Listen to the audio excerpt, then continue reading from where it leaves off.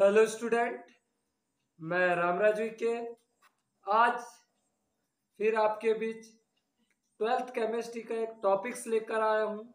और आज का जो टॉपिक्स है ऑक्सीकरण, अपचयन एवं रेडॉक्स अभिक्रिया के बारे में देखेंगे कि क्या होती है वो रेडॉक्स अभिक्रिया, क्या होती है ऑक्सीकरण और अपचयन। तो आज इनके बारे में जानेंगे, समझेंगे और सीखेंगे। तो स्टार्ट करते हैं। ऑक्सीकरण अभिक्रिया, ऑक्सीकरण अभिक्रिया, ऑक्सीकरण अभिक्रिया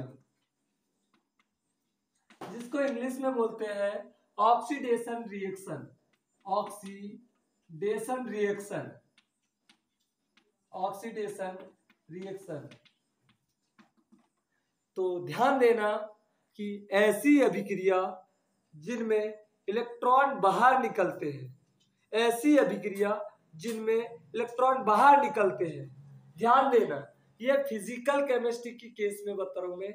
ऐसी अभिक्रिया जिनमें इलेक्ट्रॉन बाहर निकलते हैं, ऐसी अभिक्रिया को ऑक्सीकरण अभिक्रिया या ऑक्सीडेशन रिएक्शंस कहते हैं। ऐसी अभिक्रिया जिनमें इलेक्ट्रॉन बाहर निकलते हैं, जैसे मैंने बोला Zn, जिंक।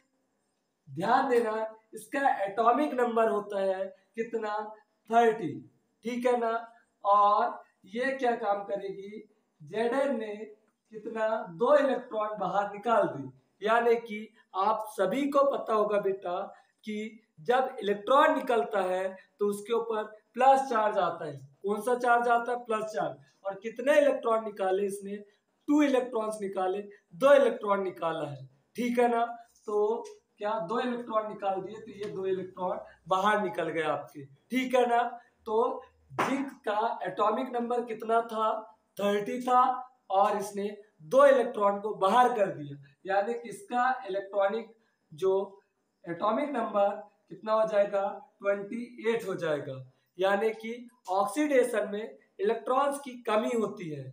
ऐसी रिएक्शंस जिनमें इलेक्ट्रॉन बाहर निकलता है क्या कहलाता है, ऑक्सीडेशन रिएक्शंस या ऑक्सीकरण अभिक्रिया कहलाती है, ठीक है ना। क्या कि यहाँ पे Zn मूल अवस्था में था, उसके अपने 30 इलेक्ट्रॉन्स थे, उसने क्या किया, और कोई रिएक्शंस रही होगी उसके लिए क्या कर दिया, इलेक्ट्रॉन को डोनेट कर दिया, ठीक है ना। तो इसके पास में कितने, 28 इलेक्ट्रॉन्स हो गए। क्लियर है मेरी बात इतनी। चलो आगे देखते हैं।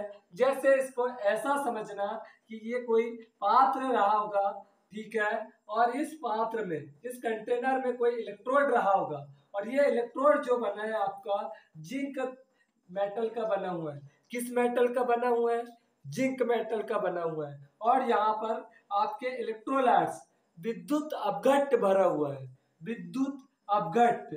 और विद्युत अपघट्ट क्या होते हैं बेटा, ध्यान देना, ऐसे पदार्थ जो विलयन या गलित अवस्था में, ऐसे पदार्थ जो विलयन या गलित अवस्था में विद्युत धारा को प्रवाहित करते हैं, ऐसे पदार्थ जो विलयन या गलित अवस्था में विद्युत धारा को प्रवाहित करते हैं, विद्युत अपघट्ट या इलेक्ट्रोलाइट्स कहलाते हैं, ठीक है ना। तो क्या काम किया, इस Zn ने यहाँ के Zn इलेक्ट्रोड से 2 इलेक्ट्रॉन निकल गए, और वो आपके इस परिपथ से यहाँ पे एक और पात्र रहा होगा बेटा आपका, और एक और इलेक्ट्रोड रहा होगा Cu का, ठीक है ना। तो Zn ने 2 इलेक्ट्रॉन निकाला, और वो 2 इलेक्ट्रॉन इस वाले पाथ से इधर चले गए, और ये जो Zn आयन था जो आपके विद्युत अपघट्ट में आ गए। आप समझ रहे होंगे मेरी बात कि Zn इलेक्ट्रोड है यहाँ पे, और वो ZnSO4 के विलयन में डूबा हुआ है। तो Zn ने कितने, 2 इलेक्ट्रॉन निकाले, और ये 2 इलेक्ट्रॉन इस वाले पास से, ये इस वाले रास्ते से इधर आ गए हैं। और जो Zn2 प्लस के रूप में आयंस थे आपके, Zn2 प्लस के रूप में, तो वो Zn2 प्लस के रूप में कहाँ आ गए, आपके इस वाले पाथ में आ गए। तो विद्युत अपघट्ट में विद्युत धारा का प्रवाह आयंस के द्वारा होता है, Zn आयन के द्वारा होगा, ठीक है ना। लेकिन धातुओं में बेटा किसके द्वारा होता है, इलेक्ट्रॉन्स के द्वारा होता है। शायद ये बात क्लियर हो गई होगी कि जिनमें इलेक्ट्रॉन की हानि होती है, इलेक्ट्रॉन की कमी होती है, इलेक्ट्रॉन बाहर निकलता है, ऐसी सभी अभिक्रियाओं को ऑक्सीडेशन रिएक्शंस या ऑक्सीकरण अभिक्रिया कहते हैं। हाँ, ऑर्गेनिक में इसी को ऑक्सीडेशन को ऐसी अभिक्रिया जिनमें इलेक्ट्रॉन जुड़ता है, कौन सी अभिक्रिया कहलाती है? ऑक्सीकरण अभिक्रिया कहलाती है। तो चलो आगे ध्यान देते हैं अपन, यानी कि अपचयन अभिक्रिया पर। ये क्लियर हो गया होगा, स्क्रीनशॉट ले लो इसका। चलो नेक्स्ट जो है आपकी दूसरे नंबर की अभिक्रिया है अपचयन अभिक्रिया। कौन सी? अपचयन अभिक्रिया। अभिक्रिया, ठीक है ना, जिसको इंग्लिश में बोलते हैं रिडक्शन रिएक्शंस। रिडक्शन रिएक्शन, ठीक है ना। ध्यान देना, कौन सी रिएक्शंस बोलते हैं? रिडक्शन। ऐसी अभिक्रिया जिनमें इलेक्ट्रॉन आकर जुड़ता है। ऐसी रिएक्शंस जिनमें इलेक्ट्रॉन का जुड़ना होता है। इलेक्ट्रॉन्स क्या होता है बेटा? ऐड होता है। ऐड होता है। ऐसी सभी रिएक्शंस को क्या बोलते हैं? अपचयन अभिक्रिया कहते हैं। जैसे आपके कॉपर के ले लेते हैं, कॉपर के 2+ यानी कि कॉपर ने पहले कभी इलेक्ट्रॉन त्यागा होगा करके इसके ऊपर क्या लगा हुआ है? 2+ लगा हुआ है। आपको समझ में आ रहा होगा ये सब। कॉपर का जो एटॉमिक नंबर होता है वो 29 होता है। कितना होता है? 29। ये डी ब्लॉक का है बेटा, डी ब्लॉक फर्स्ट का है, यानी कि आपके संक्रमण श्रेणी का प्रथम संक्रमण श्रेणी का तत्व है। जैसे scandium, titanium, vanadium, chromium, manganese, iron, cobalt, nickel, copper, zinc. यानी कि कॉपर का जो एटॉमिक नंबर कितना होता है? आपका 29 होता है। इसने 2 इलेक्ट्रॉन पहले से त्यागा था और इसको 2 इलेक्ट्रॉन की जरूरत है, ठीक है ना। अभी इसका एटॉमिक नंबर 27 होगा बेटा। इसका जो मूल एटॉमिक नंबर होता है, यानी कि कॉपर ये अभी मूल अवस्था में है, तो इसका एटॉमिक नंबर कितना होगा? आपका 29 होगा। पर अभी इसके पास में कितने इलेक्ट्रॉन्स हैं? 27 इलेक्ट्रॉन्स हैं, ठीक है ना। इसने 2 इलेक्ट्रॉन त्यागा होगा करके इसके ऊपर प्लस चार्ज लगा हुआ और इसने 2 इलेक्ट्रॉन ग्रहण किया, यानी कि ऐसी अभिक्रिया जिनमें ऐड ऑफ इलेक्ट्रॉन्स यानी कि इलेक्ट्रॉन का ऐड होना क्या कहलाता है? अपचयन रिएक्शंस कहलाती है। और ये अपनी मूल अवस्था में चला गया, यानी कि सॉलिड स्टेट में चला गया। ऐसी सभी रिएक्शंस को, जितनी भी रिएक्शंस है आपकी जिनमें इलेक्ट्रॉन आकर जुड़ता है, ऐसी सभी रिएक्शंस को अपचयन अभिक्रिया कहते हैं। कौन सी अभिक्रिया कहते हैं? अपचयन अभिक्रिया कहते हैं। शायद ये मेरी बात क्लियर हो गई होगी आपको।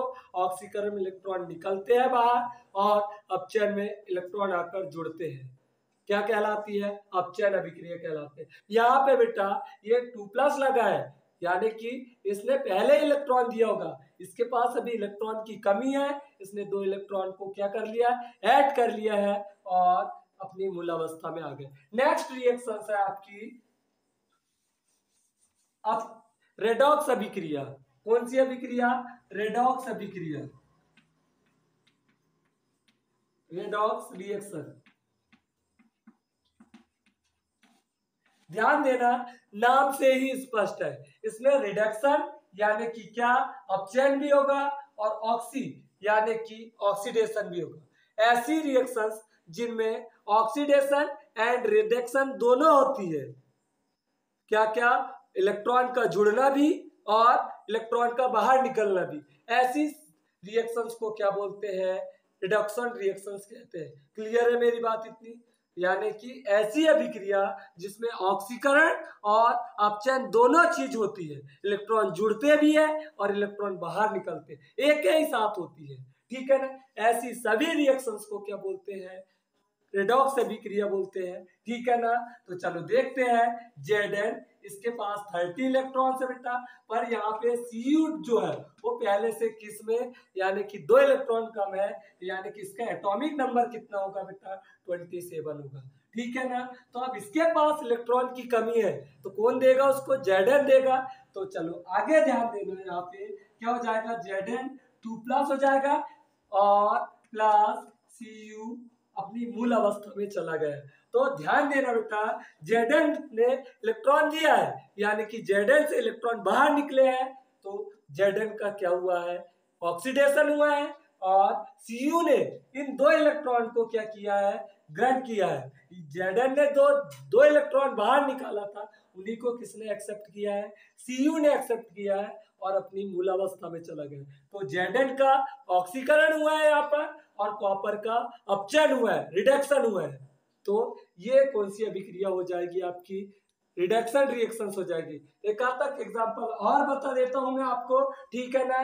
Cu2 प्लस Fe, ध्यान देना, कॉपर का जो एटॉमिक नंबर तो पता है आपको 29 होता है, लेकिन आयरन का नंबर, ये प्रथम संक्रमण श्रेणी का तत्व है बेटा। आयरन आपका, कॉपर भी वही का है, जिंक भी वही का है आपका, ठीक है ना। ये रिएक्शंस देख लो, नोट कर लो। आगे नेक्स्ट रिएक्शन बता रहा हूं मैं, रिडक्शन की, रेडॉक्स अभिक्रिया की आपको, सॉरी रेडॉक्स अभिक्रिया को, जिनमें ऑक्सीकरण और अपचयन दोनों होता है, ठीक है ना। क्या आपका Cu2 प्लस में है, ठीक है। इसका एटॉमिक नंबर कितना हो जाएगा, 27। और आयरन जो है आपका किसका, प्रथम संक्रमण श्रेणी, फर्स्ट ट्रांजिशन एलिमेंट्स का प्रथम संक्रमण श्रेणी का तत्व है, ठीक है ना। Scandium, titanium, vanadium, chromium, manganese, iron, यानी कि आयरन का जो एटॉमिक नंबर कितना होता है बेटा, 25। एक बार दोबारा सुनना, scandium, titanium, vanadium, chromium, manganese, iron, यानी 25 होता है इसका एटॉमिक नंबर। इसने कॉपर को 2 इलेक्ट्रॉन दे दिया है, ठीक है ना। कॉपर अपनी मूल अवस्था में चला गया, और आयरन जो है इसके पास में 2 इलेक्ट्रॉन्स की कमी हो गई। तो शायद आपको ये क्लियर हो गया होगा कि यहाँ पर कॉपर का अपचयन हुआ है, लेकिन आयरन का ऑक्सीडेशन हुआ है। आयरन से इलेक्ट्रॉन निकले हैं और कॉपर ने से के पास आकर जुड़े हैं, तो कॉपर अपनी मूल अवस्था में चला गया है, ठीक है ना। तो ऐसी सभी विक्रियाओं को जिसमें ऑक्सीकरण और अपचयन दोनों होता है, इलेक्ट्रॉन का बाहर निकलना और इलेक्ट्रॉन का जुड़ना, ठीक है। तो ऐसी सभी अभिक्रियाओं को रेडॉक्स अभिक्रिया कहते हैं। तो शायद स्क्रीनशॉट ले लो इसका। आपको ये वीडियो पसंद आया होगा तो ठीक है, लाइक करना बेटा, सब्सक्राइब करना, शेयर करना अपने दोस्तों में, ठीक है।